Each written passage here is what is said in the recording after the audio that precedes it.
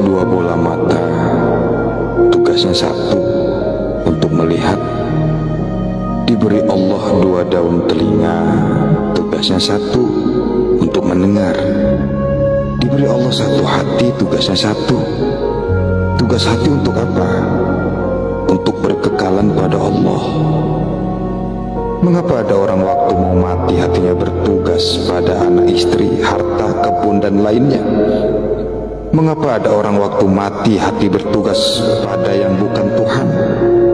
Susahlah mati orang itu karena asyik dengan makhluknya.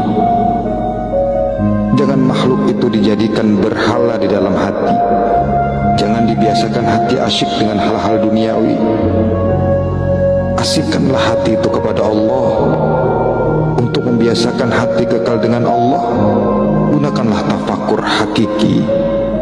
Cara praktiknya, rasakanlah dengan rasa betapa maha ruang itu diam, dan kita merasakan di dalam tubuh maha ruang. Rasakan kita di dalam tubuh yang diam itu. Maha ruang atau tubuh yang diam itu adalah tubuh Tuhan. Inilah yang disebut Johiru Rabbi wal batinu abdi. Kita di dalamnya. Kita inilah wal batinu abdi. Kita inilah di dalam Johiru Rabbi. Kita bertubuh kosong maha ruang. Pakailah perasaan, bawa perasaan tafakur hakiki ini di dalam sholat. Bawa perasaan tafakur hakiki ini di dalam keseharian. Bawa perasaan tafakur hakiki ini dalam tidur. Pakailah tafakur hakiki ini. Kalau kita sholat di tubuh maha ruang, ada Tuhan. Bukan dengan dicari-cari, dipikir-pikir, hanya diyakinin aja ada Tuhan. Perasaan kita hendaklah meyakinkan adanya Tuhan itu. Apabila seseorang dalam sholat dapat merasakan bertubuh Tuhan, nikmatilah senikmat-nikmatnya sholat itu. Jangan mau cari kusuk tawadu aja, tetapi tidak dapat merasakan nikmat sholat.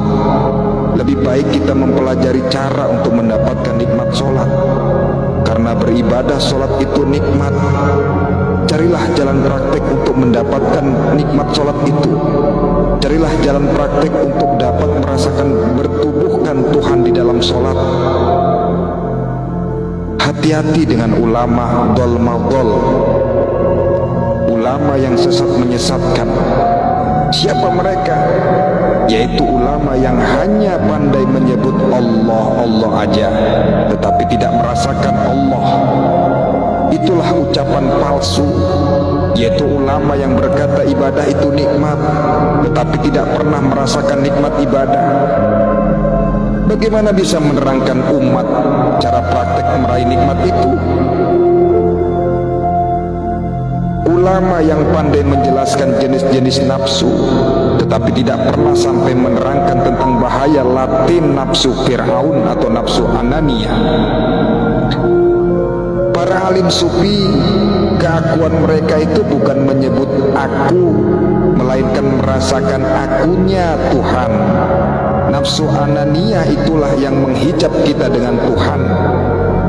Tawadu itu pada Allah saja. Yang selain Allah itu makhluk. Perlu sadar. Sadar itu iman. Kalau kita lihat afalnya, terasa esanya kita dengan Allah. Yang mana afalnya itu? Yang diam.